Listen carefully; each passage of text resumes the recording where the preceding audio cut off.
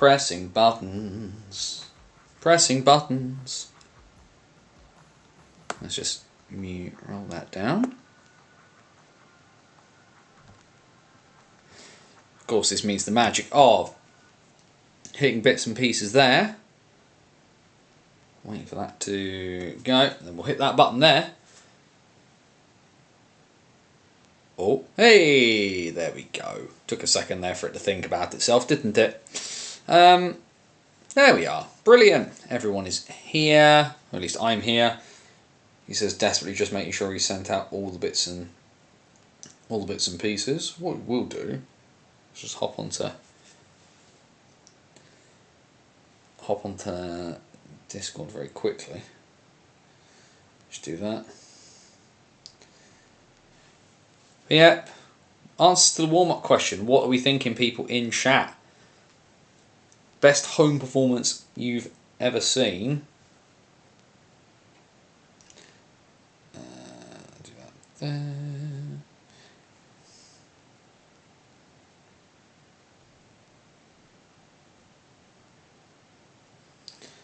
There we are. So,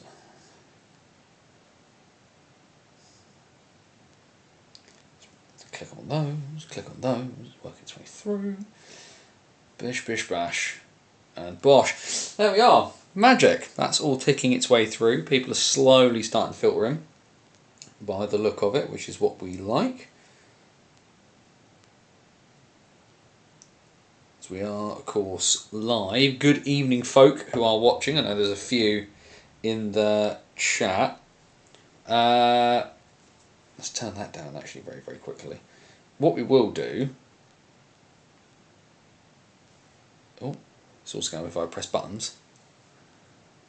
Stars 9, Hawks 0. Yeah, that was a pretty solid game. Good, that's all working. There was that horrible moment there where everything froze up. I literally, because the thing is, of course, is that for those of you who've watched regularly, you know, I'm okay with the tech, but I'm not brilliant. And I click, sometimes we'll just double click on my phone just because I can see what it looks like here. But I need to make sure that it's working at the other end. So I looked at my phone and it's like, oh no, why is the starting screen still showing? And it's because I checked it earlier and YouTube had frozen back in time. Yeah, so my technical ability. Before we start, let's do it this time. Let's do it early, right? If you're watching on the catch-up, the secret phrase to put down in the chat, the secret phrase is... Oh, what should we make the secret phrase this week for the people who watch on catch-up to stick in the comments? The secret phrase is ginger biscuit. So just put nothing else in the comments. Just write ginger biscuit in the comments if you're watching on catch up, and then we'll roll it off from there. Either way, we got plenty to talk about. So I think it's time. I think it's time to go. Time to go and get rocking and rolling. Guys, gals, and the gender fluid and all beyond the binary, it is Wednesday night, it is 8 PM, and welcome back once again to the BOTW What's Current stream. My name is Anthony Russell, here to take you through the weird, wonderful and wacky world that is the National Ice Hockey League structure here in Great Britain. We focus on the National Division. That is our bread and butter, that is our home port, but of course we're here to talk through absolutely anything and everything, every single game from the National Division, as well as Division 1 and Division 2 in the north and in the south. And of course we don't even really stay in our lane in the NIHL anymore. We kind of go all over the shop when it comes down to it. But yes, either way, we are here. Good evening, everybody. Happy Wednesday. Welcome back. Another weekend's worth of NIHL action is done. Plenty to talk about, of course. Another big result out of Slough. We've got this upcoming weekend and the Cup semi-finals in Divisions 1 and Division 2, North and South. We've got all the fun bits and pieces from the National from last weekend as well. And of course, I'll have a chat about where I was last weekend in a moment. But we need to do that lovely little bit of housekeeping before we kick off too much. Battlesonthewall.wordpress.com, your number one source for all things related to the NIHL and assorted other bits and pieces British hockey. You, of course, can follow me on my journey across British hockey in our Banners on the Road series. Been a bit of a Southern-centric one. That's going to change slightly. March, the excursion. The excursion is planned and we will be heading north. But where in the north? You will see. But either way, that's definitely going to be happening soon. But the Banners on the Road series, like I say, you get an in-depth look at every game I went to. And last weekend, for the first time, I got my first look with my own two eyes, at any rate, on the Romford Buccaneers. They were in Oxford today, called the Oxford City Stars. Go and read the piece to find out about the game and kind of these two sides. I have to say this, and I'll say this out loud. I love going to Oxford. I never have a bad time whenever I go there. The folk there are just so nice. They're just really nice people. And the other thing as well, and it's not really in the piece, but I got to spend a chunk of time. For those of you who are aware, Max Van Mullen, one of the Romford Buccaneers netminders, he does our National League fixture graphics. And basically, I just got to sit down and chat to his mum Tanya, who I've spoken to quite a bit over the course of this season, and we just sat there and watched the game and just laughed ourselves silly about just the ridiculousness of life and hockey. And I got to have a chat to Max as well after the game. He didn't play backed up on this occasion because I've discovered my new favourite goalkeeper, and his name is Sonny Phillips. He's amazing. If you're in Romford and you haven't gone and watched a Buccaneers game, go and watch a Buccaneers game. It's worth it for Sonny alone. He's just so entertaining. But either way, you've got a season's worth of match reports, that Banners on the Road series, including our little sub-series that's in the box thinking, where you get some unique and different insights from me from inside the commentary box at the Guildford Spectrum when I've done some Elite League commentary as well. There's also our Hockey Story series. Planning out the interview for the next piece that's going to be coming for that one. I'm just waiting for the person in question to get back to me, so that's why I've just looked at my phone just there. But pieces in the pipeline for that one. And of course, you've got all of these long form in-depth bits and pieces of content. Some are written, some are interview, but either way, we cover the length and breadth and depth of hockey bits and pieces from the 19th century to the present day, behind the Iron Curtain, into war and beyond. If you like just having a sit down and a good read of something hockey related, that's the bits and pieces for you. But there's plenty of stuff over on the website. And now I can say, as of today's piece, as of Banners on the Road today, 999 articles published on Banners on the Wall. I've written well over 1,000 if you include every programme article and everything I've written for everywhere else as well, but 999 specifically have been published on BOTW as of today. Piece number 1000, this is the big bit of sort of housekeeping that's coming up. Piece number 1000 is due to be published tomorrow. It might go to Friday only because of trying to find the right pictures for the article. However, I'm doing my level best to get it out tomorrow. But by the end of this week, before games face off on Friday night, because there is a National Division game on Friday, before the National Division gets rocking and rolling for this weekend, I will have published the 1000th article on the website. It will have taken something in the region of 13 years, 9 months and 3 weeks to do so. Thanks COVID for the massive gap in that one. But massively proud for the fact that this silly little website I knocked together in the blink of an eye has gotten to this point where I'm able to have published 1,000 articles. And yes, I've not written all of them. There have been bits and pieces from other people. Of course, Andrew Day this season did our fantastic WNIHL primer. But the fact that Banners on the Wall has stuck around long enough where I've got to the point where 1,000 articles will be published is pretty cool. That 1,000th article is going to be my grand ideas to improve British hockey. So yeah, I'm going to make some people very happy. I'm probably going to make some people very angry. But in true me fashion, the 1000th piece is not about... Like I said a couple of weeks ago on the show that I was thinking about making it some sort of grand interview. I will not tell you the amount of NHL agents I contacted a couple of months ago looking for people, and then realised the best thing and the most BOTW thing and the most true thing of what BOTW has been about has never been about necessarily flash. It's never necessarily been about just a big flash in the pan name. It's been about telling the stories, it's about discussion, it's about ideas, and ultimately it's about British hockey. And actually that's what this piece is going to be about. It's a couple of ideas that I've had. They're not 100% perfectly formed, but I've got some ideas, some really interesting ideas to make British hockey different, better, and how we can change it and potentially improve some things. So like I say, best case scenario, it's out tomorrow night. Worst case scenario, it'll be out like sort of early Friday evening. But either way, piece number 1000 coming very soon to bannersonthewall.wordpress.com. Really excited about that. The other bit of housekeeping, of course, is all the other fun bits and pieces. All of our social bits and pieces are down in the description. X, Facebook, Blue Sky. The link to 3D Lee, where you can get wonderful 3D printed signs like that one there, and the puck that's slightly out of shot for some reason because of how I've done the camera. There you go.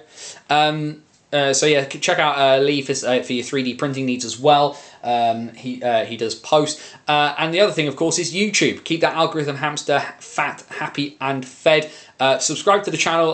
Let's see if we can't get 500 subscribers on the channel by the end of the season. That'd be pretty awesome. Like the video, share the video. If you're watching live, stick something on your socials, share it out now. That'd be really, really awesome, so we can get some more people in and have a bigger, wider conversation of hockey. And of course, the great joy. We love you folk who watch on the catch up, and you've already got your secret phrase to stick in the comments for this week. But if you are watching live, of course, you get the benefit of the chat. Questions, comments, thoughts, feelings, anything you want to chuck in as we talk our way through British hockey and then world hockey, of course. Please feel free to do so. But of course, do remember the golden rule here at BOTW. That is DBAD. Don't be a dick. Be respectful of other people's thoughts and feelings, and we are all going to have a jolly good time. Some people popping in there I can see. Graham Hamilton, Volio, good old Ben, good to see you. Also, I can see here from Holly. Ranson as a senator, inspired signing, so good. Really hope Jacob is re-signed. Dave has actually kind of said the thing there, Holly. I've known Jacob on for a little while now. He is a top bloke. He is a Romford boy at heart. But sometimes as well, you know, these guys will move to get that ice time, and you know, Jacob just didn't.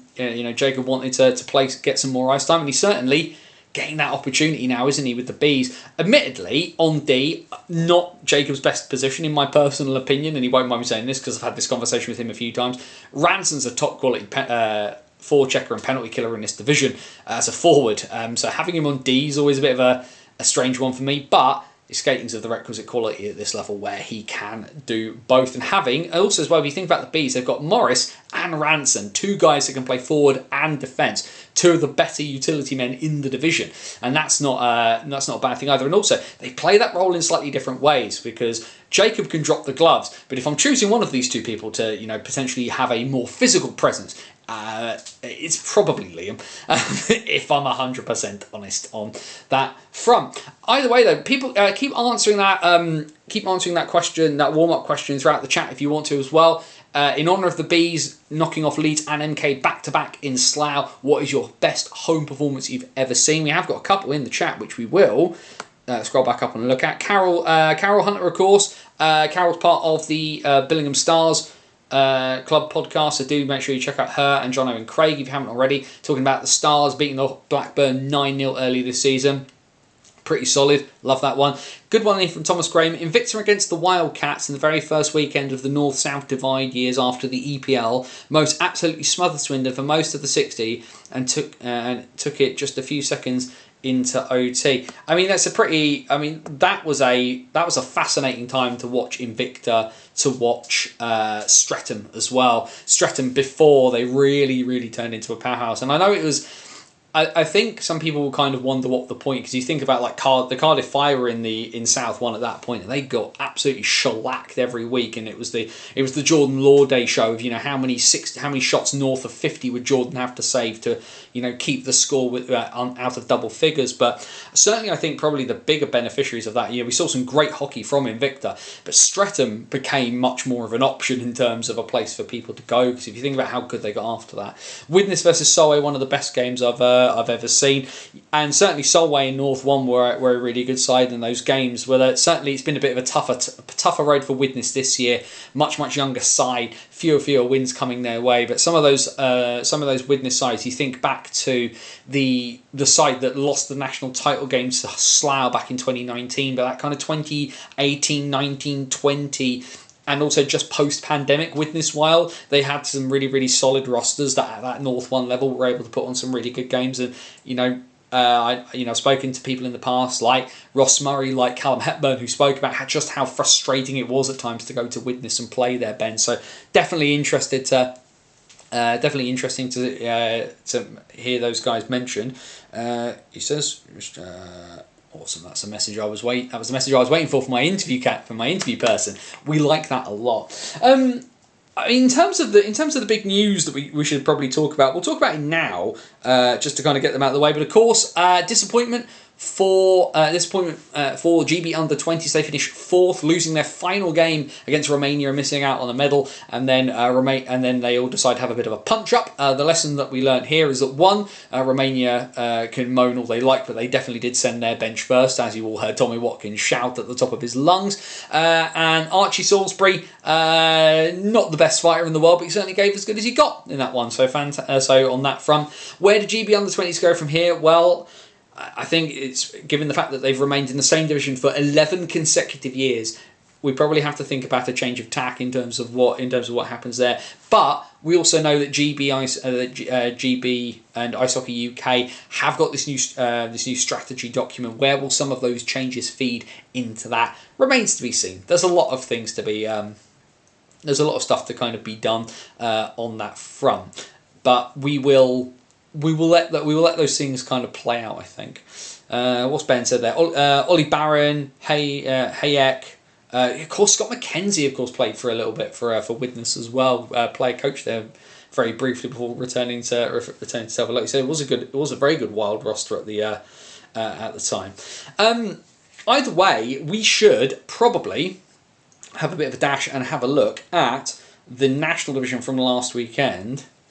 Looking forward to both Sheffield Showdown and COV Final Four this year. Yeah, there's going to be a lot of good hockey to be played. We're a little bit ahead of ourselves though, because that's April and we're still very, very much in January. So let's go and have a look at January in the NIHL National Division to start things off, as we traditionally do. And, well, everybody was talking about one man heading into Saturday in Swindon, and that was the debut for the Swindon Wildcats of Vanya Antonov, newly clad in number 41, because every other number he's worn everywhere else was either retired or already being used, which meant that Vanya has donned number 41.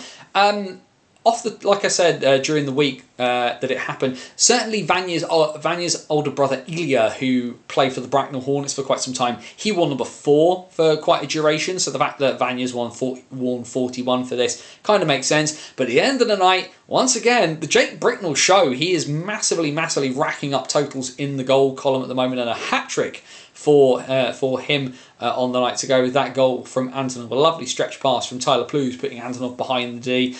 Goal to the Steel Dogs in this one coming from Tate Shudra, Elmeri Hellforce, and the other big goal-scoring phenom recently, Walker Summer, who is certainly, there's a couple of them really pushing hard for the scoring lead in the National Division, but the Wildcats take this by 4-3.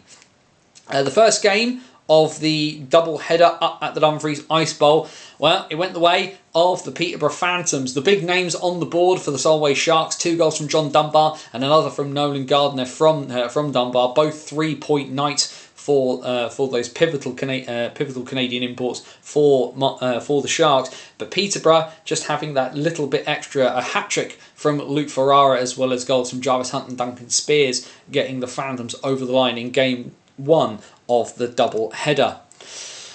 Last week on the show, I said that I thought it was going to be a tough weekend for the Bristol Pitbulls. Bailey Harewood suspended for at least the first game of this one, and the departure of Nick Price, making for a really tough time. And the Knights, coming off of that 0-point weekend, showed absolutely no mercy whatsoever. A 7-0 shutout win for the Knights in Bristol to make a massive statement there. 2 goals from Noah McMullin, 2 from Matt Howlett, and goals from Ollie Endicott, Kieran Brown and Matt Barron doing the damage there, as the Pitbulls firmly put back in the kennel on that occasion. And then one of the bigger games of the weekend, and the MK Lightning sneak out another one in extra innings when it comes to it. A 4-3 win over the Hull Seahawks on this one. And more frustratingly for the Seahawks, they were 3-1 up by the 28-minute mark. Jason Hewitt and 2 goals from Emil Svek had them ahead after a very early goal from Ben Solder, but goals from Corey McEwen and Tim Wallace tying the game before a Jordan Cowney game-winning goal a minute and 10 seconds into OT. If the Seahawks are the 4th horse, it was a 4th horse with a bit of a lame leg come the end of Saturday evening.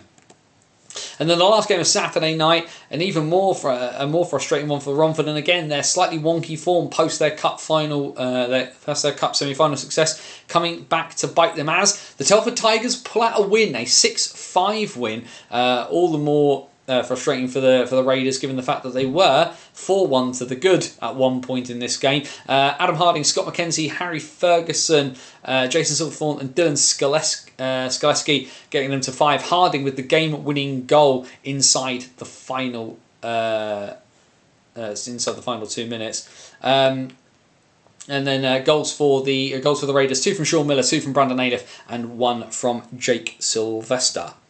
Taking us into Sunday then, and it was a 4-point weekend for the Peterborough fans. It was a very, very close game on Sunday afternoon up in Dumfries, but again, not to be for the Solway Sharks. A 0-point weekend for the Sharks, just what they don't need given some of the results for teams around them. Craig Peacock back on the ice, covering with people away, and Nolan Gardiner on the score sheet for the Sharks, actually tying that game up early in the third period. Duncan Spears and Austin Mitchell-King with the earlier goals, and Jarvis Hunt with the game winner at 53-51 on the power play to send Peterborough all the way back down the motorway with all of the points in their pocket.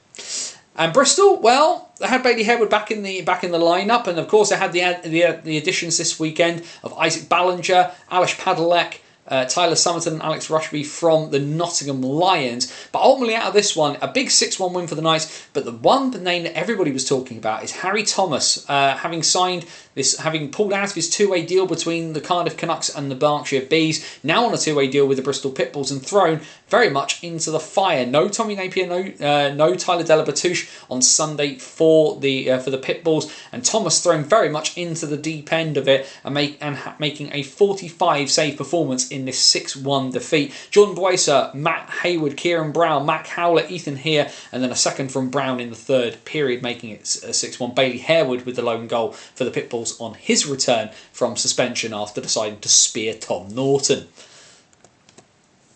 And then back-to-back, another 0-point weekend, unfortunately, for the Romford Raiders. A good recovery for the Steel Dogs, having lost the night before in Swindon. Their road weekend sees them get 2 points out of the weekend, which will be useful for playoff seedings for the Steel Dogs. A 6-4 victory for Ben Morgan's side. 2 for Sean Miller and goals from TJ Anderson and Jake Sylvester for the Raiders. A hat-trick from Walker Summer, 2 from Sam Tremblay and 1 from Almeri Hellfors, and an import goal fest from the Steel Dogs. Hellfors with that late empty netter at the end. And then, Swindon.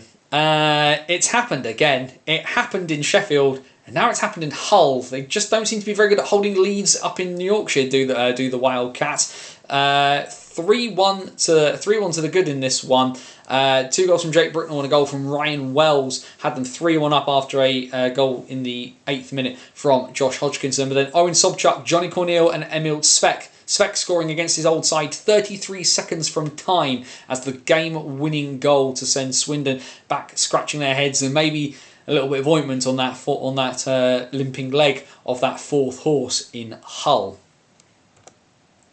And then the last game of the weekend, everything and the doors blown wide open. Bottom versus top, and the Bees are the bloody-minded Bees again. They find a way, having been a goal up and then 2-1 down, to turn the game on his head. Ralph Sesenis has hit the ground like an absolute freight train. A 3-point night again for the joint national dual national Brit Latvian in this one. Wilstead putting the Bees ahead before goals from Sean Norris and Harry Gulliver had the Lightning in front, but then a lone goal from Sesenis and 2 goals from Marcel Balash getting the Bees over the line, and a massive win as they look to try and haul themselves off the bottom of the table. And the Lightning, well, it's opened the door for everybody else as we look at the league table. Leeds last week were out of reach, and the Wildcats were starting to look like they were starting to claim some ground. But now, well, the Lightning are top still, 54 from 35, but they are back within the reach of the Knights, 33 from 51, meaning that the Knights, if they win all of their games in hand, would return to the top of the NIHL National Division table. The Wildcats quite comfortably in third place, 50 from 35, followed with an 8-point gap down to the Hull Seahawks in 4th, followed by Peterborough, who leap up thanks to their 4-point weekend. They're above now. The Steel Dogs in 6th and the Raiders in 7th. Solway, they remain in that final player spot at the moment, 30 from 34, 4 points clear of both the Telford Tigers and the Bristol Pitbulls, with a game in hand on Telford and 2 games in hand on Bristol. The Bees are now 7 points back of Bristol in 10th. They have 19 from 33. Which means we'll have a quick look at the upcoming fixtures this weekend in the NIHL National Division, and we are under the Friday night lights at the Castle for the Leeds Knights and the Sheffield Steel Dogs. That's a 7:30 PM face-off at Ice Sheffield for that one, before we head into Saturday's games, and where you will find me this weekend. I will be at Slough. I'm joining Joe Scutts on commentary for the Berkshire Bees and the Telford Tigers. Can the Bees' recent good run of form at home translate into back-to-back wins for them as they look to try and try and get closer to Bristol in that 10th spot? So you can join us on Berkshire Bees TV. Get your streams and stuff from the Bees website. Elsewhere on Saturday, the Hull Seahawks and the Peterborough Phantoms. That has the potential to be a real cracker of a game. Quite a fun game up at Ice Sheffield as well. The Steel Dogs and the MK Lightning. Solway take on Bristol in what could be a huge game for the Sharks in terms of helping to secure that final playoff spot. And then the latest instalment of the Nell Classico, a huge game down in Swindon for the Wildcats as they welcome the Leeds Knights. On Sunday, the Knights will be looking for a measure of revenge as they will welcome the Berkshire Bees up to the Castle in what is going to be a 3-game weekend for Ryan Aldridge's side. Peterborough take on Solway. Romford welcome Hull. Sheffield versus Bristol in the Puppy Bowl at Ice Sheffield. And then it's Cats versus Cats, Telford and Swindon on Sunday in Shropshire.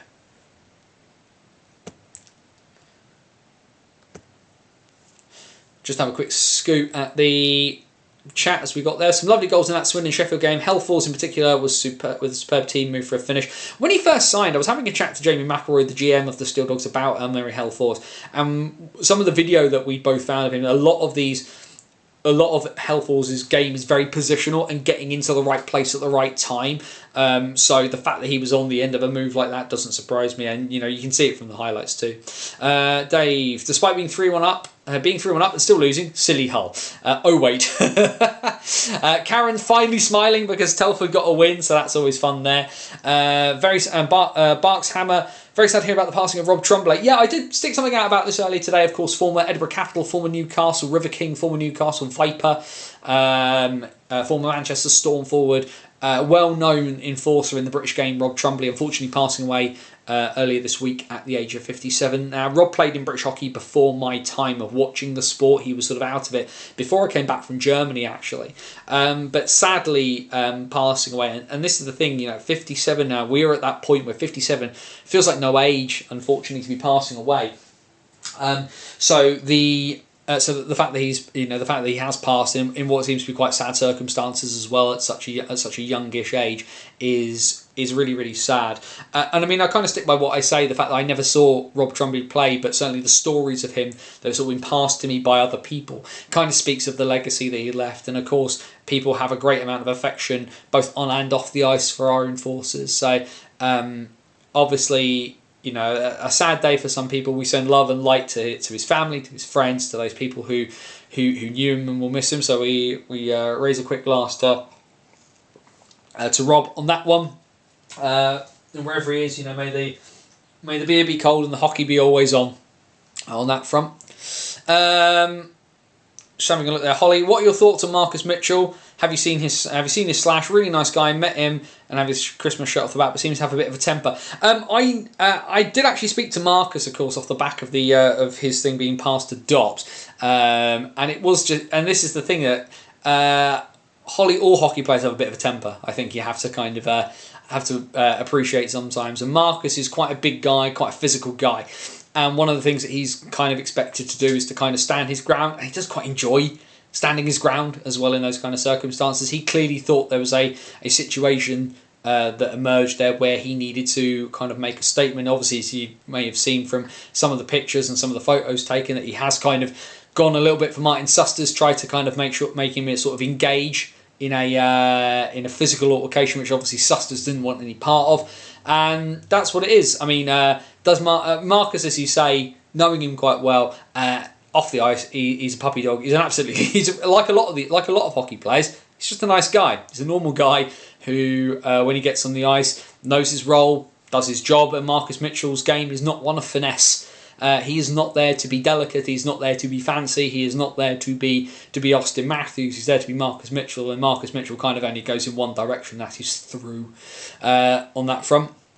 Either way, a bit of a wonky weekend there in the National. Some really fascinating results, and kind of that double weekend against Bristol coming at the right time for Leeds. I think obviously everybody, you know, with all due respect to the Bees, I don't think anybody expected MK to lose that game in Berkshire in the way they did. It's great that the Bees are kind of, as I've dubbed them, the bloody-minded Bees. They just refuse to die in certain circumstances. Maybe they're focusing quite heavily on kind of winning their home games, turning Slough into a bit more of a fortress. It's become a really tough place to go. Leeds have lost there twice this season. You think that Leeds have barely lost over the last couple of years. They've now lost, they've at least lost 7 games in regulation, 2 in regulation in Slough to the bottom of the table side. Now MK beaten as well after the MK won the last time in Slough 5-1, I want to say. They certainly have lost 5-1 in Slough against MK this season, because I was there for it. But certainly the fact, MK get a 2-point weekend and Leeds get a 4-point weekend, Swindon get a 2-point weekend, Hull get a 2-point weekend, and we go back to that same old trope with Leeds. Relentless. They cannot be done. But we have to see again that MK eking out bits and pieces, getting into those extra frames, and maybe they'll lose again, but they're still getting to the extras and getting a point, and then beating Hull. A 3-point weekend for Hull, though, really, really impressive. Swindon will be absolutely kicking themselves again for letting a late lead go. And even more frustrating, of course, the old ancient law, your former player will always do the damage. It's Emil Svek and Adam Harding who seem to want to haunt the Wildcats forever. Otherwise, like I say, some really, really interesting stuff. Obviously, a mixed weekend in his opening weekend, and a Swindon Wildcats jersey. Vanya Antonov scored an absolutely beautiful goal on Saturday night against the Sheffield Steel Dogs, and then isn't able to, him and his teammates not able to get everything over the line. Apologies, I seem to have something hanging out of my thumb. Not sure whether that's a splinter or not. But yeah, a different weekend. I'm fascinated to see how Antonov is kind of used going forward. He was on a bit of a makeshift line at times during the evening, shuffled around the lineup a little bit. But certainly, I still feel that he'll end up more long term on that second line for the Wildcats. I feel that really sticking him alongside Bricknell, who appears to be on an absolute heater right now. He is doing ridiculous gangbuster numbers. What I will do is I didn't get it on the screen, so I'm not going to press buttons now because it will slightly nuke everything. But let's just very, very quickly, if I just quickly pull up some of the statistics from the National Division website. So Owen Sobchak currently leads league scoring, 20 goals, 54 assists for 74 points. Followed by Sean Miller from the Raiders, who has 31 plus 42 for 73. Jake Bricknell now up into third, 33 goals, 37 assists for 70 points. And then rounding out the top 5 with Walker Summer from the Steel Dogs, 39 plus 30 for 69. And then Nolan Gardner of the Solway Sharks has 36 plus 27 for 63. Also on 63 points is Andrew Schufer of the Raiders, 27 plus 36 for him. Just quickly, we'll have a quick look at. So Walker Summer leading the goals, 39 goals for him, 36 for Gardner, 33 for Bricknell. So Bricknell, who had a bit of a slower start to the goal scoring race, got a little bit of way to catch up, but he's certainly got himself into a very good position if he's after the goal scoring title. You do feel that Walker Summer's got a little bit of an advantage on that at the mo. And if we just squeeze very quickly at the goalie stats, technically it's Harrison Walker, but actually if we look at the goalies who are playing the significant minutes here, it is Sam Gospel, a 21-8 record, 2 shutouts, 91.74% saves, 2.47 GAA, which is just bonkers numbers, all things considered. Just having a look at it, because in terms of the that goals against average. It's Gospel at 2.47. Rennie Marr, who's having a much better season this year than he had the last couple of years, 2.7 for him. Followed by Will Curlin at 2.88. I think the thing for Curlin, he's played, he's got an 8-4 record over 12 games. Certainly getting some protection, but I have said that sometimes, and maybe it's just me, whenever I seem to see him with my own two eyes, Will Curlin seems to struggle, and maybe I'm just a bad omen for Will Curlin in that sense. And if so, I apologise. Questions, comments, thoughts, feelings, anything else anybody wants to chuck in before we start marching towards Division 1 and Division 2? Because of course we've got some cup semi-finals that we need to preview. Quickly going to grab my water again. In one of the other variety of things that doesn't live on the hockey shelf, but is of course hockey merchandise, is my Solway Sharks collectible cup.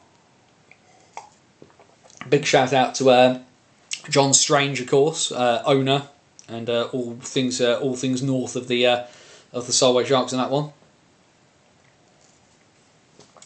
Oh,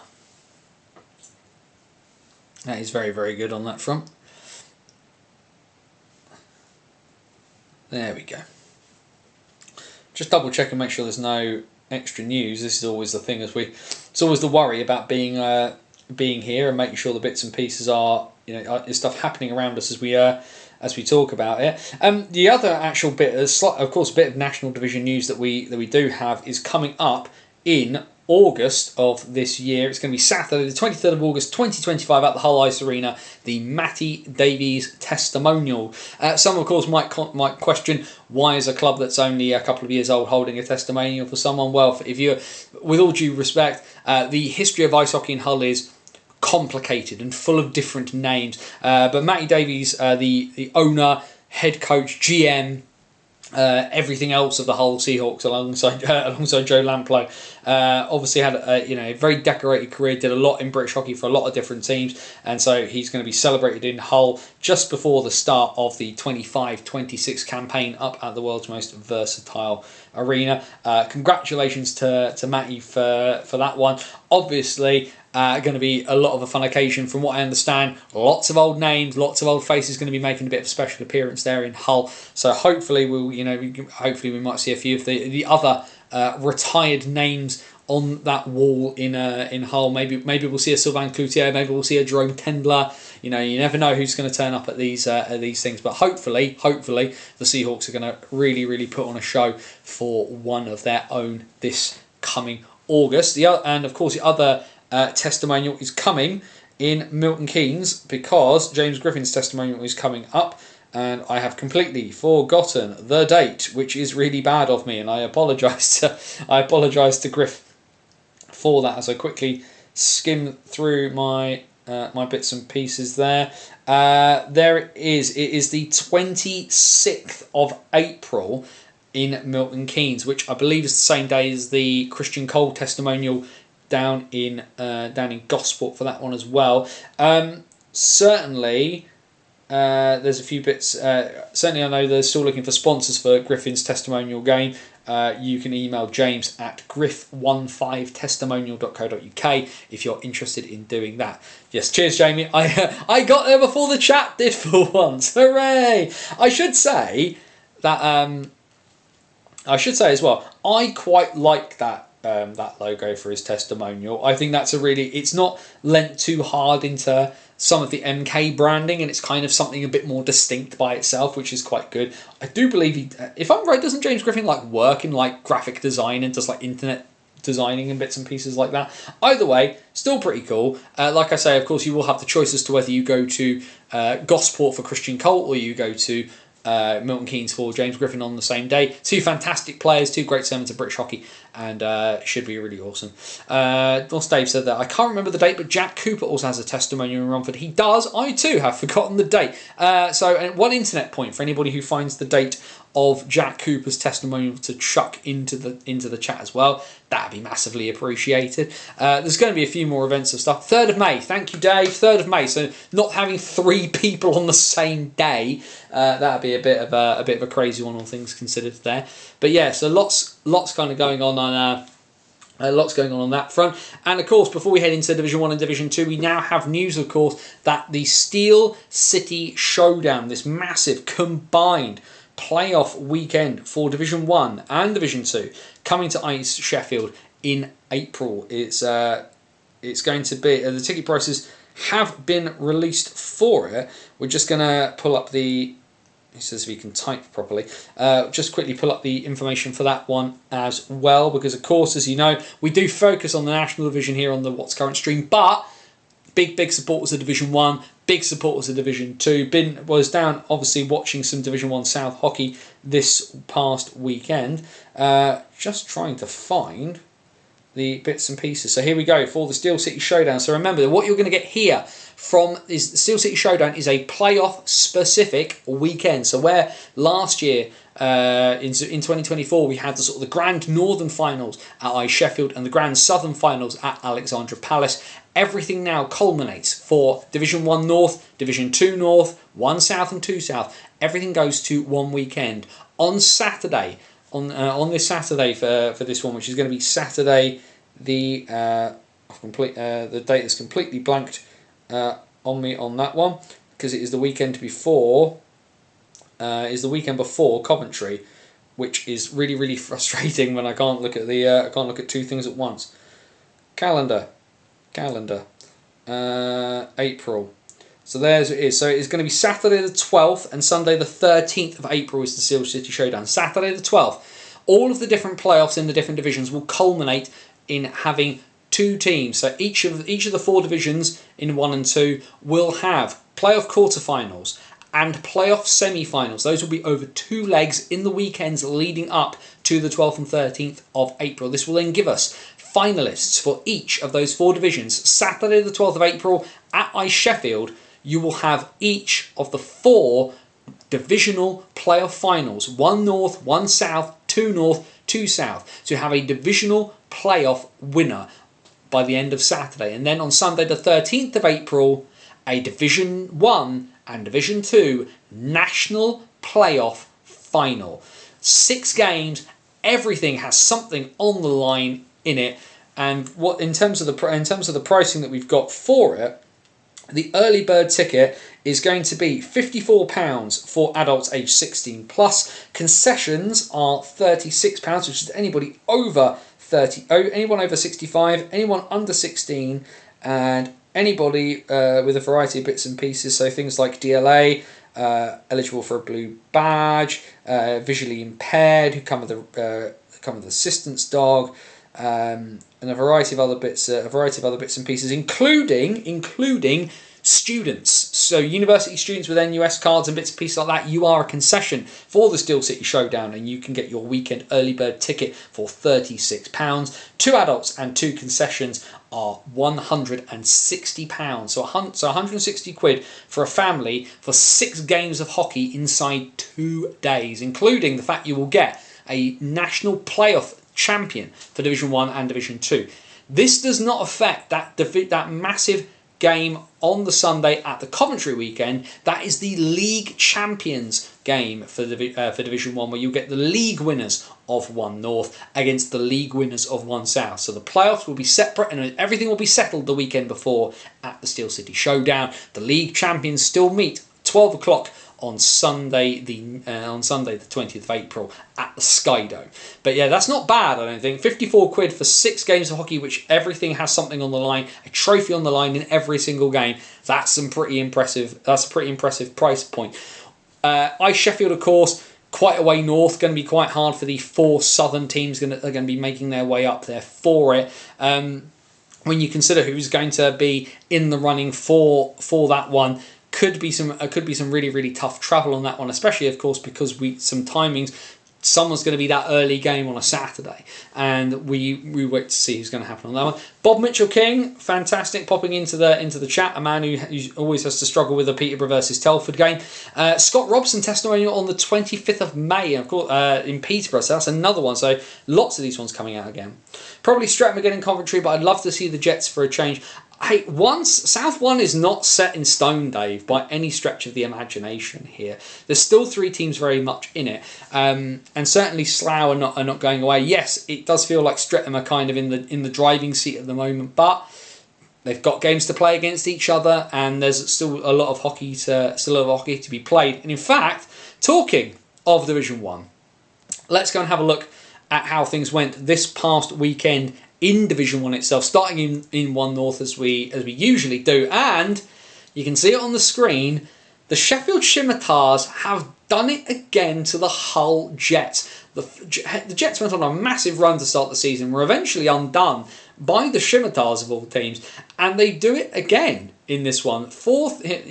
Goals behind and kept pulling back. They were 4-3 down with just under 8 minutes to go, and a goal inside the last minute from Ewan Williams before the shootout came, and the shootout winner coming from Joe Matthewman to get the Scimitars that extra point. Of course, remember if you don't already, that in Divisions 1 and Division 2, it's 3 points for a regulation win, 2 points for a win in extras, and 1 point for an overtime or penalty shot loss in these 4 divisions. But yeah, as we say, Matthewman with the shootout winner, 2 goals for Christian Pelling, and a goal each for George Crawshaw and Ewan Williams for the Scimitars. Goals from the Jets coming from Sam Rogers, Adam Jessico, Ethan Daintiff and Felix Sorensen on this one. A good solid win for the Leeds Knights over the Widnes Wild. Been a tough first season for the Knights in this one, but had some pretty impressive performances as well. No less than Owen Dell, now up to 12 goals on the season, along with an Elite League debut for him, guesting for Fife at one point. Pretty productive first year in the North for him. Nathan Bennett, Jake Wigington, Fritz Heinzler with 1 goal. Knights, Noah Percival and Dell, as we mentioned, with 2 goals there for the Knights. The goals for the Widnes Wild coming from Andrew Hopkins and Owen Ray. More goals galore though up in North Wales for the Deeside Dragons and the Whitley Warriors. A tight game this one, but one that the Dragons managed to edge their way past. They win in regulation, nothing for the Warriors on this occasion as the Dragons win by 7 goals to 5. 2 goals on the night late on for Jack Witkowski. He now has 31 goals on the season, and he's really made a massive difference for the Dragons since coming in, even though he started late. But a hat-trick on the night for Jakub Hayek, who's also been a massively impactful player for the Dragons this season. 3 for Hayek, 2 for Witkowski, and goals for Charlie Phillips and Jared Dickinson. Goals for the Warriors, a hat-trick in defeat for Phil Edgar, still a massively offensively potent player in North 1, and goals as well for Callum Queenan and Kyle Ross. And then, if Carol's still in the chat, she's going to be very happy from this one on Sunday. The Jets only get 1 point out of the entire weekend. They get shut out away at Billingham. The league champs are the league champs for a reason. Billingham's 22nd win of the campaign. A natural hat-trick for Ian Brown in between goals for Michael Elder and Callum Wilkinson in this one. A 29-shot shutout for Mark Turnbull between the pipes. Solihull, though, trying to keep pace and get themselves a decent playoff seeding. They squeak by in a goal fest on Merseyside. The Barons winning by 7 goals to 5 against the Widnes Wild. A pretty solid performance for the Wild, who were 5-4 up just past the half-hour mark before Solihull turned it on and got themselves back over the line. Of course, Zach Yokoyama now with the Solihull Barons after time with Telford and Romford picking up his first 2 goals of the campaign in his first game, as well as picking up 3 assists on the evening. Pretty solid first performance for Yokoyama in his debut outing for the Midlands side. Thomas Roysteck, 2 for Andrew Hopkins and 2 for Matt Barlow for the Wild, as we mentioned. 2 for Yokoyama and then 2 for Dan Mulcahy, in goals from Charlie Webb, Corey Goodison and Jacob Rice. A 3-assist weekend for Nicholas Otterson, who remains very high up still in the scoring race in North 1. And then the Scimitars, well, Saturday night was all right. Sunday night was not. Blackburn absolutely battered them. Aidan Dancer did actually put the Scimitars ahead before 14 unanswered goals from Blackburn. Pretty crazy all in all, this one, and certainly a night to pad the stats. Power play goals, short-handed goals, even-handed goals, something for everybody amongst those 74 shots that Blackburn put on net. 2 goals for Peter Valusiak, 2 for Andy McKinney, 2 for Liam Charnock, 2 for Luke Watson, 2 for Aaron Davies, 1 for Ethan Mayer, and a hat-trick on the night for James Royds against that lone goal from Aidan Dancer on that one. All keepers getting involved. Ollie Thomason coming in briefly in the second period and facing 1 shot. which is a thing. This then leads us into the fixtures from for this upcoming weekend, and some alongside the Cup semi-final games, it should be said. Nottingham will take on Widnes on the big pad at the NIC at 1 p.m. Leeds take on Solihull at 7:30 on Saturday. The lone league game on Sunday sees the Nottingham Lions take on the Leeds Knights. That's 7:20 p.m. face-off at the small pad at the NIC. That, of course, will be live on the Nottingham Lions YouTube channel to check out that one. And then we have our Cup semi-finals. Billingham versus Hull. The Stars have elected to have the first leg at home. They will face off on Saturday at the Forum at 5:30 before about facing and playing at the world's most versatile arena at 5:30 on Sunday. Blackburn and Deeside will meet firstly at 6 p.m. on Saturday in North Wales, and then at 6 p.m. in Lancashire on Sunday. Should be a very, very interesting one, and may we eat happy. Yes, I thought you'd be happy with that one, Carol. Let's make Carol slightly happier as we go and have a quick squiz at the league table for 1 North, as we can see there. The Billingham Stars, the only team officially qualified for the playoffs, now with a 12-point advantage over Blackburn. Yes, Blackburn have 2 games in hand, but the Stars in a comfortable position there. Blackburn, though, still very, very comfortably in second place, 9 points clear of Deeside in third place, followed by Solihull, who have a game in hand on the Dragons on 44, Hull on 42, Whitley on 31, Nottingham on 24, and Leeds on 16 are on the inside, looking out with a comfortable lead over both Sheffield and Widnes, who have all played more games than the Knights do. So the Knights looking to make the playoffs at the first time of asking. If we look at those Cup semi-finals, we just quickly click that there, and we can see there the tree. You have to feel that Billingham are probably favourites to make their way past Hull. Hull have got a really, really good side, and we've seen at times that they can make some really, really good like a really good showing against some of those top end teams. They kind of play up or down to their opposition this year, but you'd have to feel that the Stars are the favourites in this one, unless they drastically poo the bed final last year, for your own jokes on that one. Blackburn Deeside feels like a much closer game. People will favour the Hawks on this one because, of course, they are 9 points clear of Deeside in third place. But these kind of games are the ones where you would anticipate potentially someone like a Witkowski putting, or like a Hayek, putting the team on their back and really dragging them through. Basically, this one is much closer than the other one, in my opinion. You'd give the edge to Blackburn, but I think a massive amount of this depends on what sort of result Deeside can get on Saturday night in North Wales. Of course, winning the Wales Cup, beating the Cardiff Fire earlier this year to take the cup back to North Wales. And so they've got at least got one bit of silverware in the cabinet already. But I think that in this one, like I say, the Dragons need to be able to go into Blackburn with something of a cushion, because we've just seen that past weekend what the Hawks can do at home. I don't think Blackburn are going to put 14 past Deeside at any stage this weekend, but that one is going to be very, very tight. I'd edge towards a Blackburn Billingham final, but it would not surprise me if Deeside make their way past Blackburn if they get a good result on the Saturday evening. Let's head then to South 1. We don't elect to have the home leg on Saturday. We have no choice. Seahawks are home on Saturday. Cup semi-final is more important than the National Division. Who said that out loud? Either way, South 1 on Saturday. And, well, we thought, Blackburn liked goals. So did the Romford Buccaneers. It was a pretty tight game at the end of the first period. 2-2 between Romford and the Cardiff Fire. Christians Kazinovs and Lewis Stevens on the board for the Fire, and against 2 goals from Jure Huska.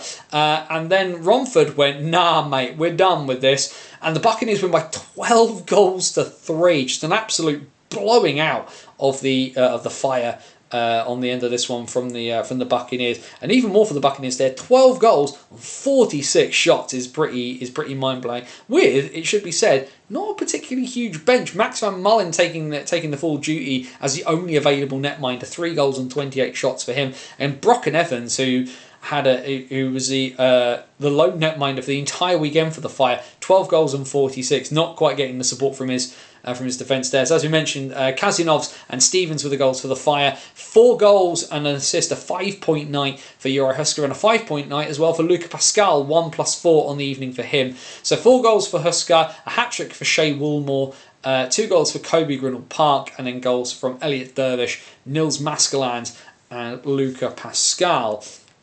And then the complete opposite end of the spectrum. If you haven't heard about this game, dearie, dearie me, it did appear to be something of the Brad Windibank show, this one. Turning away 53 shots through regulation, and the game gets to 60 minutes and finishes 0-0. A massively impressive performance from the Dynamos in this one, and like I say, you can see there, 53 shots through 3 periods, and Windibank turns them all aside, only to be beaten 13 seconds into OT. A snap stick from a defenceman giving Streatham a bit of an edge. Danny Ingoldsby sets up the player coach Ben Painter for his 10th goal of the season, and the league champs get their first win of the season outside of regulation. They are it's the 20th win, but as we can see there, 19-1-0-2, and this is that lone one by itself. The Redhawks are yet to lose a game in extras when they, but then again, they just generally win in regulation because they've been just that good. But yeah, a massively impressive performance there from Brad Windibank, arguably not getting the result many will have felt he deserved. Elsewhere, with teams wanting to keep pace on Streatham, it was a good night for the Chelmsford Chieftains. They were, at one point, 5-1 and 6-2 to the good against the Solent Devils. The Devils did claw their way back in very, very late, but too little too late for Alex Murray's side. A 6-4 win for the Chelmsford Chieftains in this one, in regulation, to give them the big 3 points as they look to keep pace with both the Jets and the Redhawks. A hat-trick from Grant Bartlett and goals from Haldon Barnes-Garner, Callum Wells and Alan Lack, Harry Harcup, Liam Coleman, and 2 goals from Cam Buckle. Buckle's had a really impressive year for Solent this year. I think a lot of people wondered whether he'd be able to adjust and adapt to South One, and he's really pressed on and really impressed. I think certainly a few people will be taking notice of him come the summer. He might get a few phone calls from some other teams as it comes around. For elsewhere though, a win for Streatham was big. A win for Chelmsford was big for them, and good for the Slough Jets as well. They managed to get a 5-1 win at home against the Swindon Wildcats NHL 1 roster. 1-1 halfway through this game. Ben Ely Newman's goal counted out by Charlie Turner, but then eventually goals from Juha Lindgren, Ely Newman's second of the night, and then goals from Ollie Hemmings-Mayer and Christian Moore, helping Slough comfortably push their way past their opponents from down the M4. Into Sunday, a 6-point weekend for the Chieftains as they win the local derby against the Invicta Dynamos. A frustrating weekend for the Dynamos. Just 1 point to show for what should be said, some pretty impressive performances. And also they'll be frustrated 2-1 and 3-2 up in this game before losing to Chelmsford. Goals for the Dynamos from Harrison Lillis, Regan O'Neill and Brandon Shard. Goals for the Chieftains from Haldon Barnes-Garner, Sasha Maltsev, getting 2, Mikey Power also getting 2, but to get Chelmsford a big 6-point weekend in this one.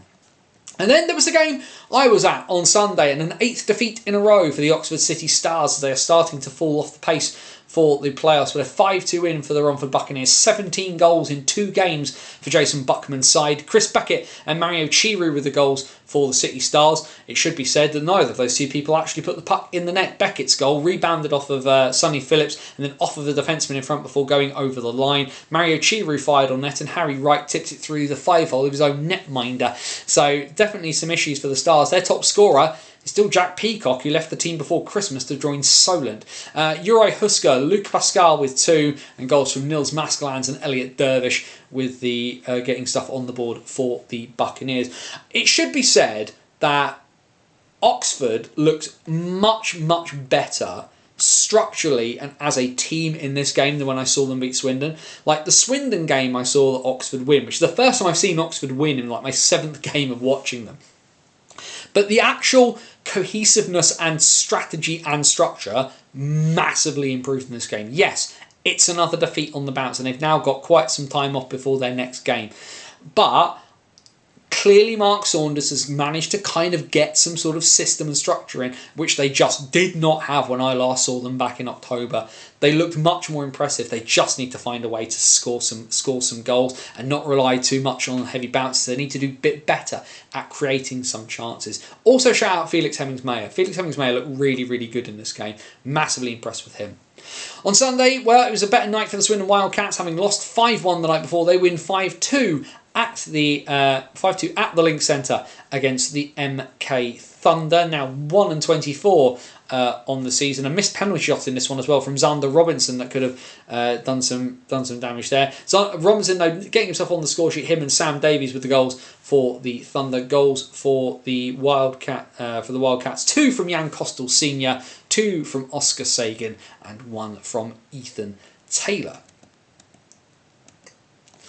And then definitely not a good weekend for the Cardiff Fire. 12 goals conceded on Saturday night, and then shut out 10-0 at home by Slough. And Jack Goodchild scoring 4 goals inside the first 30 minutes of the game.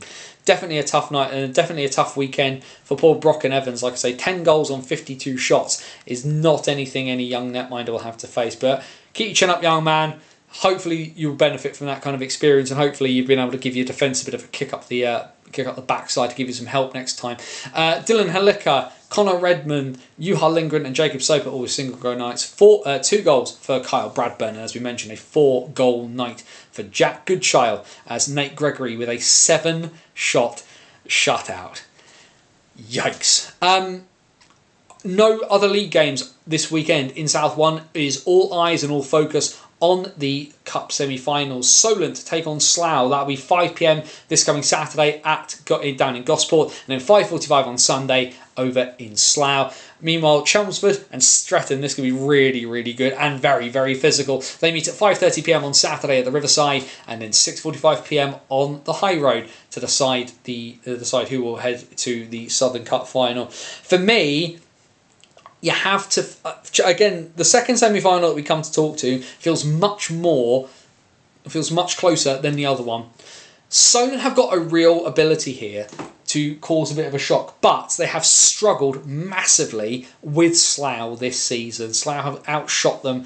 I think Slough put like over 20 goals on Solent this year already. The Devils have just not found a way to break down the Jets at full speed. For me, this one feels like the Jets are heading into the Cup final. Can they get past that the frustration of last year? That second leg of the Cup final in 2024, for me, was still one of the best games of hockey I watched in 23-24 between Slough and Streatham. Will this be the Jets' year? Because actually, this one could be a real tough one for the Red Hawks. Chelmsford, when they get rocking and rolling, they know they can get themselves over the line in sort of one-off game kind of situations. And yes, it's over 2 legs. And yes, you wouldn't want to have to go into Streatham second, needing a result. Again, another one where the first leg will massively dictate the pace of the game heading into Sunday, because if Chelmsford have got a nice cushion going into Sunday, you force the Red Hawks, who've become much more defensively minded over the last couple of years, to kind of come out of their shells a little bit more. And that is where your Barnes Gardners, your Bartletts, Mikey Power, who's turned into a bit of a goal scorer at this level for some out of nowhere, the gaps will open and that will make it easier for them to score. I still don't want to bet against Streatham on that one, but that one for me is a toss of a coin. But I think that Slough are probably, unfortunately for Devils fans, I think Slough are going to get themselves into the final there. We will have a quick look, of course, then at the league table just to kind of confirm things. Now, the top 4 all qualified for the playoffs already. That massive gap between that massive 15-point gap between 4th and 5th in the league, which Romford have now taken off of Invicta, given their 6-point weekend compared to the Dynamos getting their single solitary point, and the Buccaneers have a game in hand over the Dynamos to boot. But yeah, Slough, Chelmsford, Streatham and Solent all into the playoffs. The Red Hawks, though, are 4 points behind Slough and a point behind Chelmsford, with 2 games in hand on both of them. Swindon in the playoffs in their first season at this level, and look like they're comfortably going to make it as well. And then it's a case really of the Cardiff Fire and the Oxford City Stars, who blinks first. At the moment, it's still very much advantage Cardiff, a point ahead with 4 games in hand, but those are all going to come against teams above them, and your venture, at least one of those games, is going to be against Streatham, given the fact both sides have only played 22 games. Oxford, if they can find a way to start picking up some wins, could get themselves back in the conversation, even though it would be a very, very hard task, more than likely against the league champions when they hit the post-season.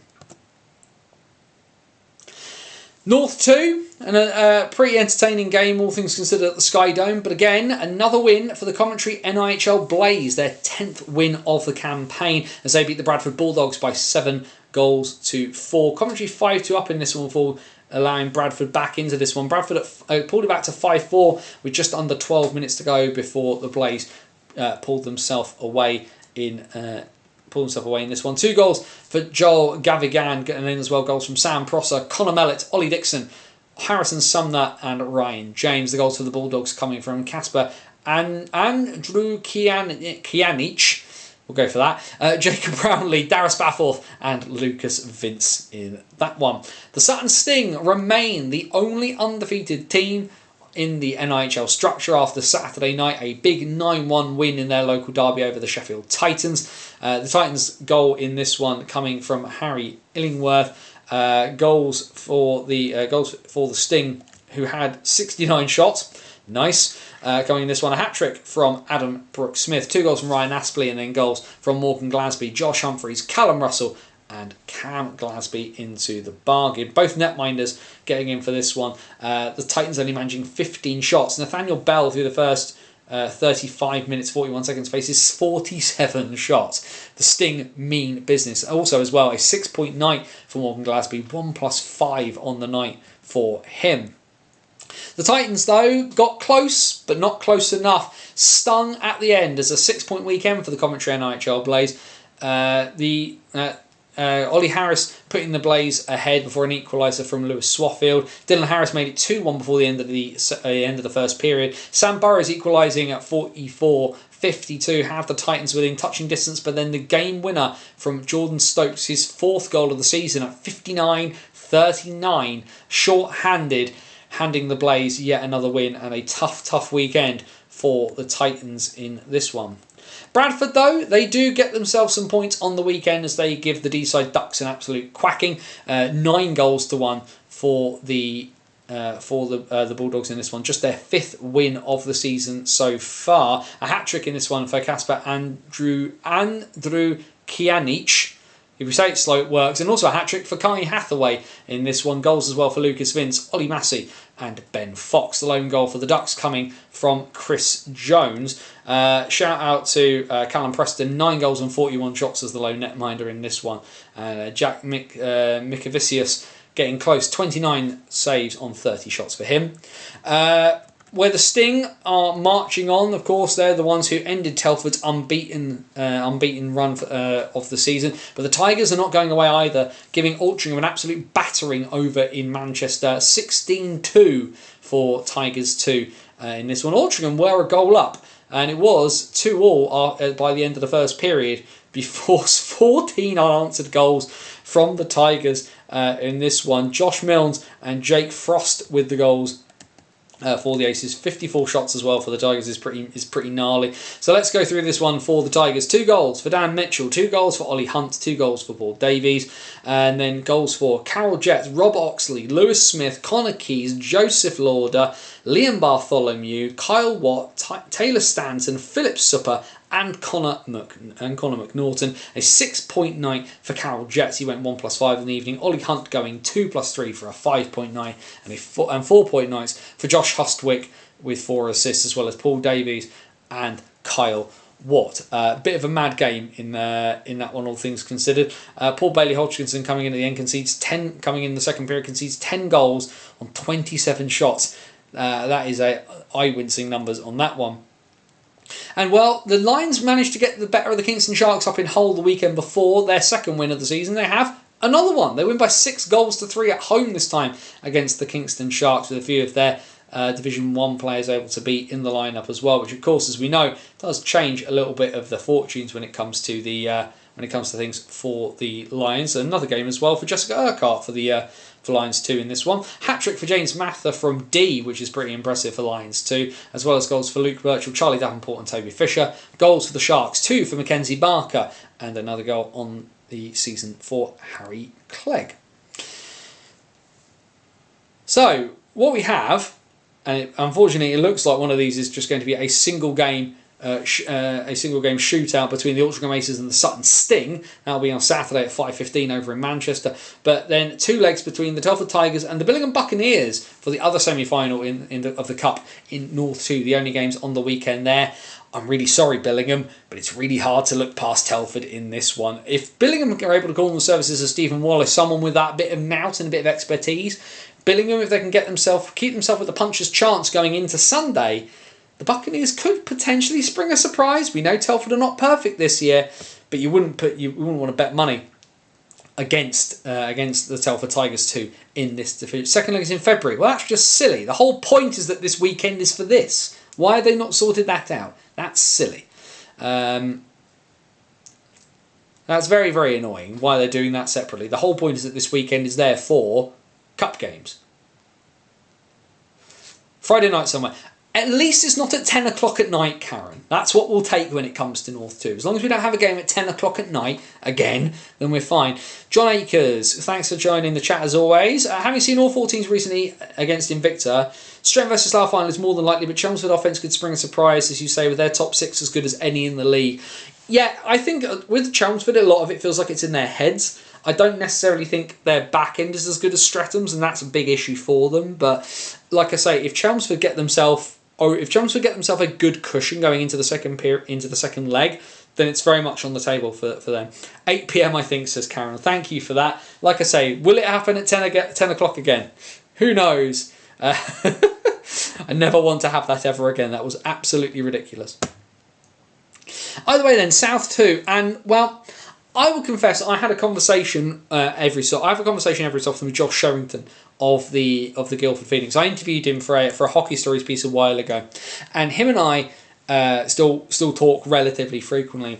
And after this game, all I did was send him a message in all capital letters of "Your lot have done it again." I do not understand how the Guildford Phoenix can give up so many leading positions, give up so many leads, and still drag their way back to win games. An absolute heartbreaker for the Haringey Huskies, and one that will be absolutely kicking themselves about. At 42-32, they were 4-1 up at home against the Guildford Phoenix, knowing they've got to play each other this weekend in the Cup semi-final. Stephen Woodford, Connor Smith, Peter Doff and Leo Sancella had them 4-1 up versus a goal from Teo Sire.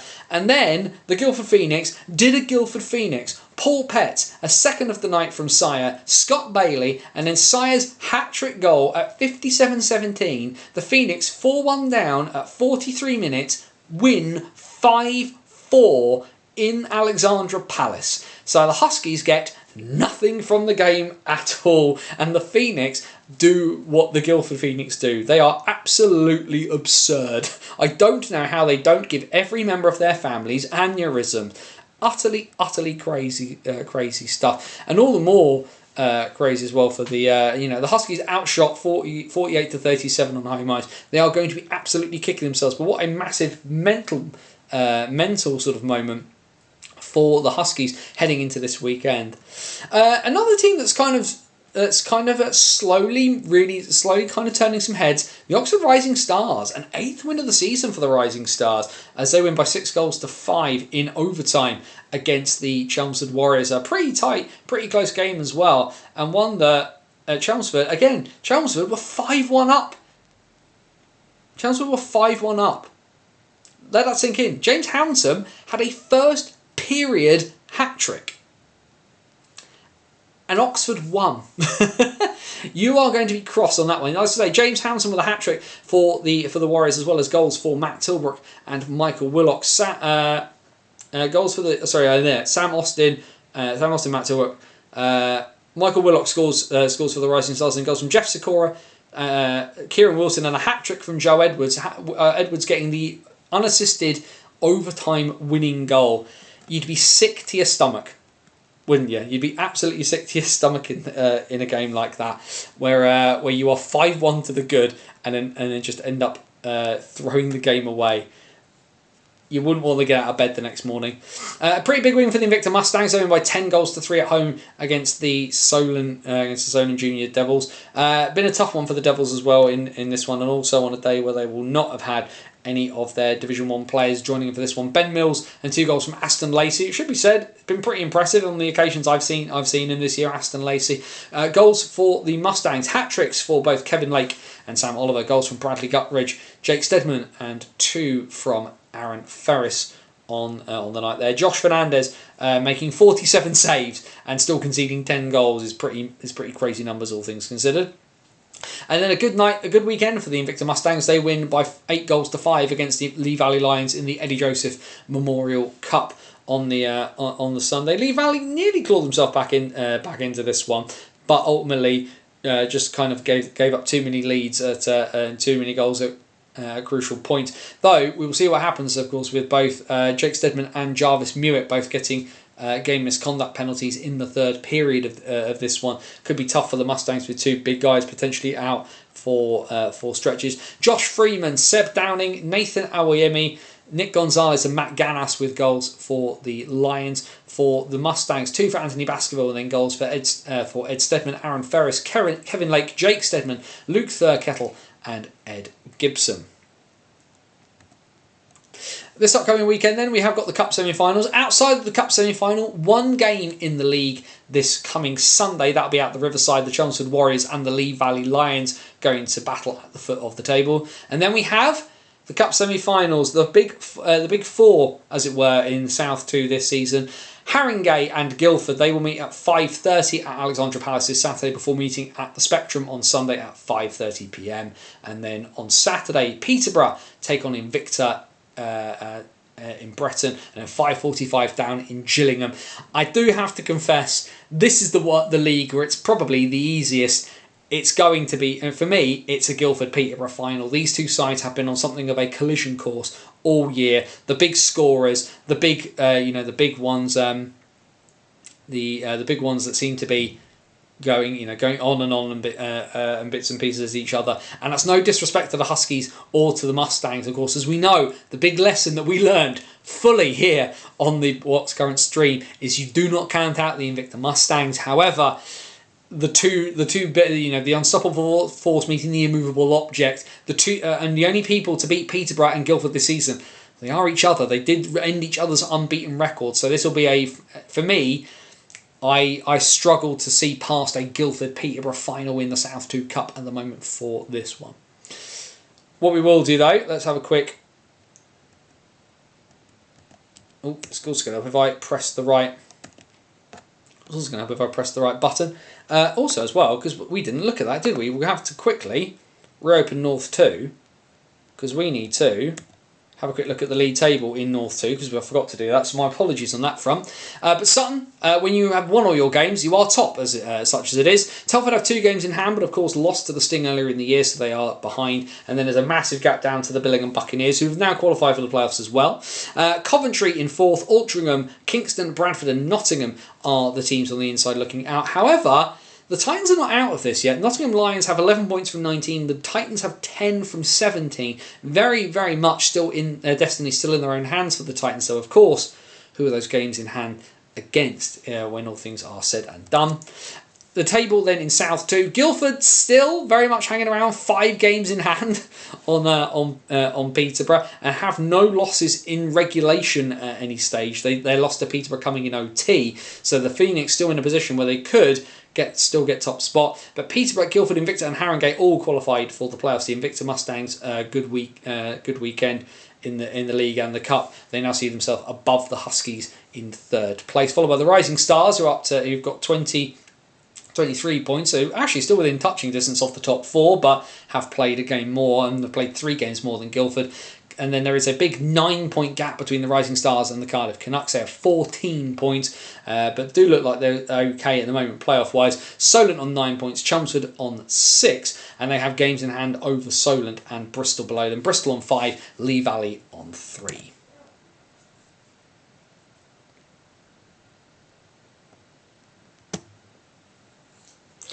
Speaking of scheduling, weirdly, Billingham and Aces now seem to have a Challenge Cup game, now scheduled on the 30th of March, quarter-final weekend, so that will be helpful. Oh, I stand corrected, looks like the Cup semi is now Saturday the 8th at 4:30, can't keep up. North 2 scheduling, there's the joke there, all things considered. Everything is just a bit silly when it comes to that. Let's just bop that out. But yeah, there we go.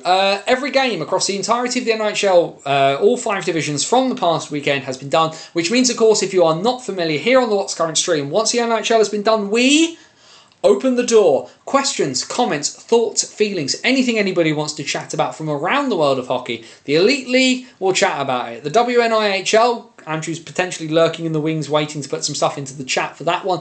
We'll chat about it. The NHL, lots to do. Let's have a chat about anything and everything. Stick what you want in the chat, and let's just work our way through. We've still got a good chunk of time before we need to disappear off.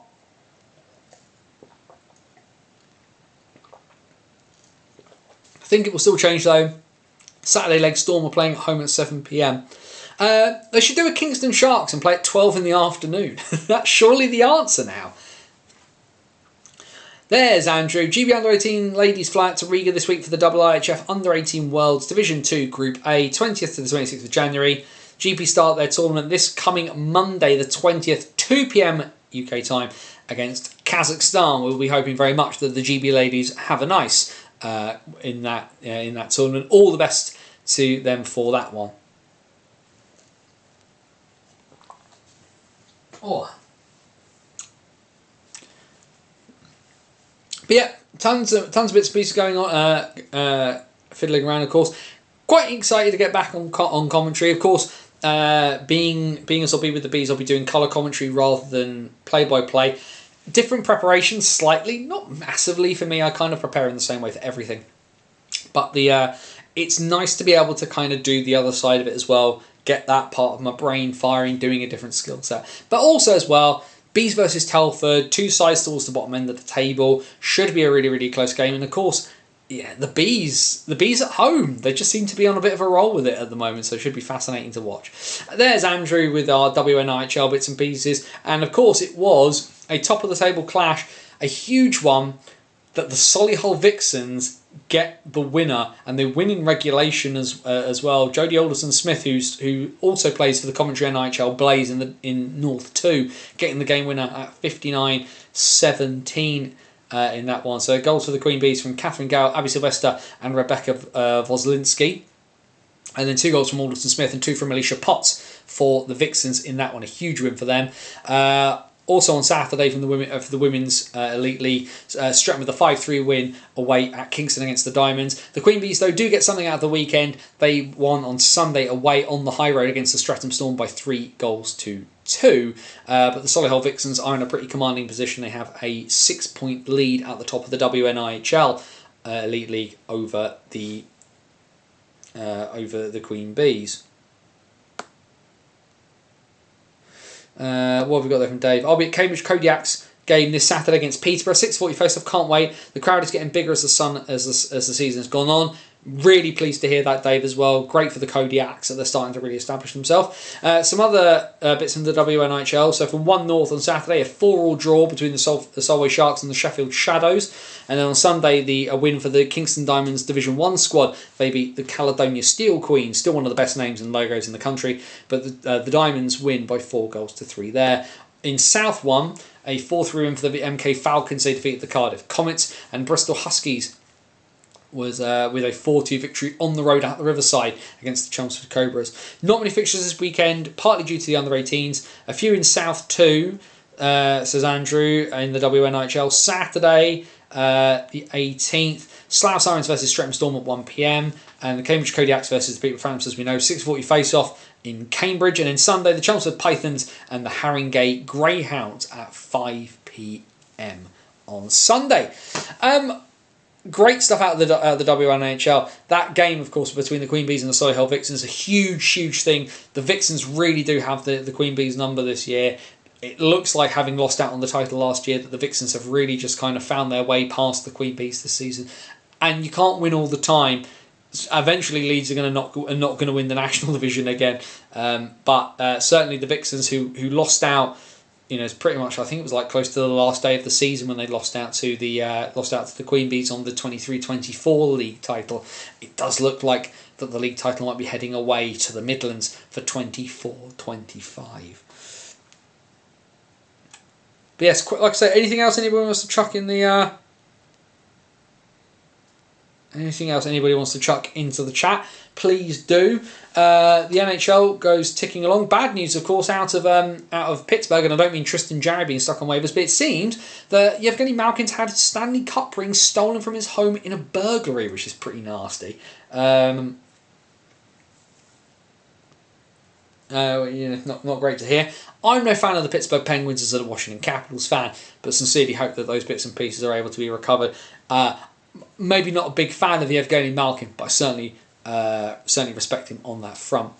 Vixens unbeaten this season. Queen Bees won all their games, but except against the Vixens, which they've lost 3 times. Yeah, it's looking like the league title in the WNIHL Elite is heading towards Hobbs Moat Road for the first time in a couple of years. Jamie, Basingstoke Rink update was, I guess, positive. Hopefully they keep that up. Yeah, I think that's the big thing from Planet Ice. They said we were going to get like an update every couple of weeks, and we've got that so far. I think the problem is that it doesn't tell us the extent of stuff. It tells us they're doing stuff, but whether it's good or bad, I think would probably be a little bit nicer. However, this is asking Planet Ice for information. It is a bit like getting blood out of a stone at times. So the fact they're telling us anything at all is massively impressive, and will keep people happy, I think, on that front. But yeah, certainly positive at the moment. I'm still not convinced things will be ready to go for September for the hockey season for the Bison. I'm not in my head. I think the thing is, in my head, I can't commit myself to saying that we're going to be back in September, because if we're not and we can't, then I'd just upset myself. So I'm, for my own mental well-being, I'm preparing myself for the fact that the Bison will be back in 26-27 rather than 25-26, because even with the best of intentions, I don't want things to go wrong. Like, I'd much rather resign myself to the fact that the wait will be longer, and then have my expectations exceeded, rather than get my hopes up and get them let down. I've been involved in British hockey for too long.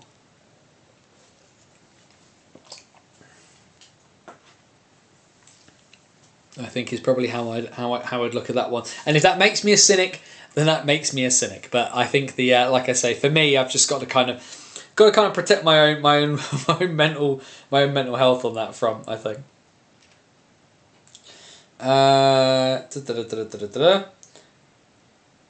News there that apparently John Tavares is injured today during Leafs practice. That's always a great thing for Leafs fans to hear.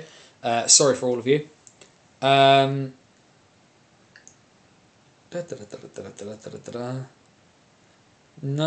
just flicking through for any other big news that we might have missed whilst we were chatting. Nothing I can immediately see.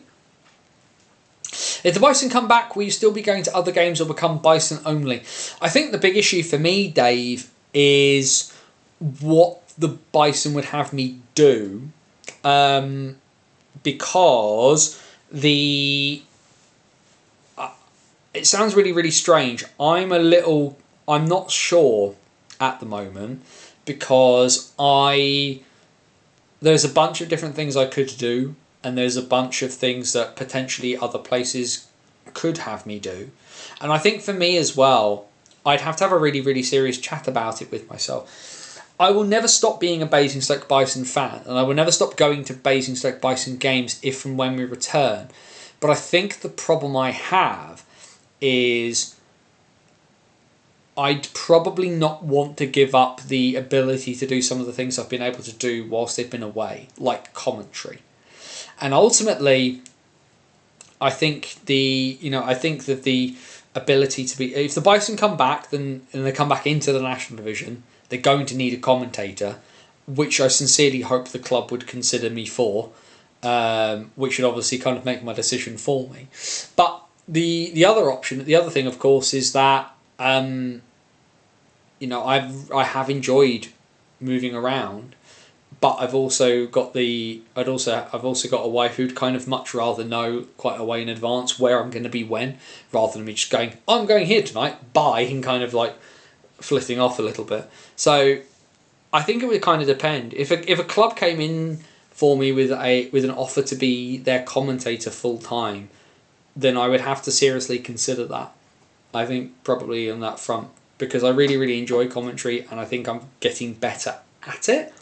So the short answer is I would try and go to other games here and there, but I would probably look to stay as close to Basingstoke as I could, But we'll have to, like I say, there's a lot up in the air at that front, and I genuinely am not sure what happens with the Bison at the moment. Yes, I'm not believing anything till they're back on that front, so it's a bit of a hard question for me to answer, because ultimately the agreement I have with my wife is that I don't disappear off and that hockey does not take place, does not take the place of my son. So the agreement I've always had with my wife is I do one game a weekend, and if I'm commentating somewhere, then I'm not going to be going to as many places. But also as well, if I was going to commentate the entire time, it would necessitate a change of how I do some bits with the website, because why would people want, if the Bison would, so say for example, I ended up being the Bison's permanent play-by-play commentator. So for me to commentate on a game and then write up a game in the same way that I have done where I've been at Guildford, where it's more of a shorter term thing, I don't think people would need the same thing. They wouldn't need me talking about and then writing up games when I would all the time be the voice of the person talking about the games. And I think it would necessitate a change in how I do stuff for the website. So there's a bunch of kind of unknown factors I don't really quite know how to handle until I have to have a conversation with myself about what I do. So yeah, I mean, I'd love to go back to Basingstoke full time, but I think the issue being is that where I've been away, where I'm in my second season of going away and doing other things, that it's potentially opened some doors that I might have to walk through instead, or depending on what happens and where they go, do I just keep what I'm doing? I think I have to sit down when the option of the Bison coming back becomes available and decide really what I want to do, because I can be I will never stop being a fan of that club in the same way that today, where are we now, 8 years on from the final home game of the Manchester Phoenix. A lot of people are still Phoenix fans, but they can't get a Phoenix game, so kind of what you do on that front, I don't know. I'm sorry that's a really rubbish answer, and I think it's actually because I've not really thought about I hadn't thought about the question before. A lot of questions that people ask me I will have at least thought about, but it's quite an emotive subject for me, really, because it sounds really weird, but I think I've kind of gone I've gone to a different place where I was before, and it's not to try toot my own horn too much. I don't like doing that, but I've done a lot. I've done a lot in the last season and a half since the Bison have been away, and I have to make a really, really big choice about, and if the Bison are coming back, what form do they come back? What if any is my role going to be for the club? So it's hard. It's hard to answer that question. Either way, last call, because we're after 9:30. Dave, you asked too complicated a question. I've talked for too long. Whilst you lot are getting in your last questions, this is your reminder. The 1000th piece, the 1000th article for Banners on the Wall will be published. Like I say, ideally it will come out tomorrow evening is the plan. And like I say, I've got some grand ideas that will hopefully generate a little bit of discussion, and I genuinely hope that people will find it interesting. You're not going to like some of it, I'm telling you now. But this is what Banners on the Wall has always been about. It's been about thought. It's been about discussion. It's been about pulling at the threads and see where we go. And ultimately, I've hung around British hockey enough where I've said things have to change. So here are some changes we should make. Or maybe could make. Or at least they're kind of a funny idea. So let's have a look at those over the next couple of days when this comes out as well. Just tightening up the nuts and bolts on that piece as well. There's a little bit to do actually after I finish this, just because there's one paragraph I'm not quite happy with. I might have to redo.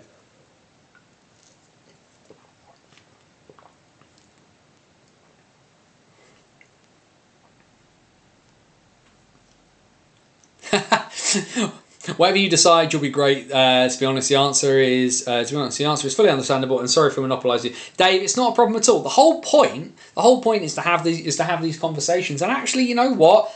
It's not something I thought of, and maybe I should have thought about it sooner. So, thank you for the challenge of having to have that conversation with myself. But genuinely, depending on what happens when my options kind of come up for 25, 26, it'll be what it'll always be on this front. I'll have a pray. I'll have a chat to my wife, and kind of, just evaluate everything that's there and see what the best option for me is, because the best option may not be necessarily the one that I want the most, because ultimately it's balancing hockey against my you know, I don't, you know, I do this for the love of what I do, but I have a family and I have responsibilities. It should also be said, the weekend of the 25th and 26th, I will not be at a game at all. I'm actually having a weekend off because I'm doing a weekend specifically with the family. I'm taking the boy to the football on the 25th. We're going to Bournemouth versus Nottingham Forest, and then on the Sunday, the wife is a massive F1 fan. I'm taking her to the F1 exhibition in London because, you know, for these guys spend the whole, or it's been, you know, 6, 7, 8 months letting me flit off for an evening of every week, you know, 1 day a week, and actually, you know what, for a weekend in the middle of the season, I'm going to put them first for once. So it's not a bad thing. It's not, and don't apologise for asking an honest question with honest intent, Dave. That there will never be any issues with that. Very much my kind of credo. Some people don't like tough questions being asked, but not enough people ask enough tough questions, I think, in British hockey. So if there's going to be somebody awkward, might as well be me. Right. I think with the time as it is, we are going to call it there. Bannersonthewall.wordpress.com, your number one source for all things related to the NIHL. Check out my winding and weird journey through British hockey with our Banners on the Road series. Last weekend, Oxford versus the Romford Buccaneers. Fascinating game. Much love to Sonny Phillips. This upcoming weekend, I'll be back in the commentary box, this time at the Slam Ice Arena alongside Joe Scutts for the Berkshire Bees and the Telford Tigers. Get your streams, join the party. Maybe Joe and I aren't quite the Chocker Brothers, but we'll certainly do our best to walk you through on that one. Also on there is our Hockey Story series. Like I said, the person I'm interviewing for the next one has actually messaged me back to say what dates they can do, so that'd be quite nice. But long form pieces, some written, some are audio visual, but either way, some in-depth insight into bits and pieces of kind of all topics across hockey from the 19th century to the present day, behind the Iron Curtain, into war and beyond, as well as the back catalogue of the old BOTW podcast and our free to download tabletop game Dice Hockey. All of that is there on the website for you. Bannersonthewall.wordpress.com. Now 999 articles deep. Article 1000 comes out tomorrow night, Thursday the 16th, is the plan. I'll let you know if that doesn't happen. But like I say, all on the website, bannersonthewall.wordpress.com. Facebook.com/bannersonthewall. If you like getting bits and pieces through your Facebook feed, you can hit the like and follow button or whatever it is there. And all the pieces that go onto the website will go through there as well. X, Twitter, whatever you're calling it, is at BannersOTW, the best place to keep up with me and my rolling commentary on British and world ice hockey, as well as all the links to everything. We're on Blue Sky, bannersonthewall.bsky.social if you're into that kind of thing. We've got a link tree as well. It's on the Twitter bio. It's got all the links to everything if you lose anything. And also as well, if you forget any of those, you can check down in the description of the YouTube video, as well as getting the link for 3D Lee, who makes our lovely 3D signs that we've got there as well. But that's the joy of YouTube. We are live here every Wednesday night, but it's not just the What's Current stream. Plenty of videos, game reports, some of those interviews as well from Hockey Stories, as well as chats with the other movers and shakers of British and world hockey. Steve Dangle, do you know Steve Dangle? I mean, there's an interview with him over on the Banners on the Wall YouTube channel. Steve Nell, Aaron Nell, Matty Davies, all sorts and others over on the BOTW YouTube channel. Subscribe to the channel if you haven't already. Let's see if we can hit 500 subscribers by the season's end. Like the video, share the video, do all of those wonderful bits and pieces. And of course, if you're watching on the catch-up, go back to the beginning of the video, find the secret phrase, stick it in the comments if you're watching on catch-up. But otherwise, the best way to join us is live. Come join the chat, come join the party. Wednesday nights, 8 PM, the first, best and only live show that chats about every game from across all 5 divisions of the NIHL. That is right here, Wednesday, 8 PM, the BOTW What's Current stream. Massive thanks to all of you for joining us as always. It's going to be a really, really fun weekend. Really excited to see what happens between the Bees and the Tigers this weekend. Going to be really good. Looking forward to saying hi to Scott McKenzie and all those guys too. It should be a good one. And like I say, you know, we have ticket prices for Sheffield and all kinds of wonderful things. The end is creeping ever closer. It's all getting exciting now. Cup semi-finals, a cup final next month as well in the National Division. Lots to be excited about. Be happy. And if you can't be happy wherever you are, then wherever you are, I sincerely hope that you please be safe. As my friend Scotty Woods would say, take care of yourself and somebody else. For bannersonthewall.wordpress.com, this is Anthony Russell saying stay safe. And so long till next time. I'm oddly proud about tomorrow. I never thought something that I did, this kind of creative endeavour, would get me to 100 pieces, and here I am on the verge of 1,000. The reason why I keep inspired to keep going is because this sport is wonderful and it engenders so many emotions and feelings and stories, but it's also the support of folk like you. Thank you for having my back. Thank you for your support for the last 999 articles. Here's to tomorrow, here's to 1,000, and may it be many more. Have a good one, everybody. Look after yourselves. Have a good weekend of hockey, and we'll see you back here next Wednesday night, 8 PM for the BOTW What's Going Stream.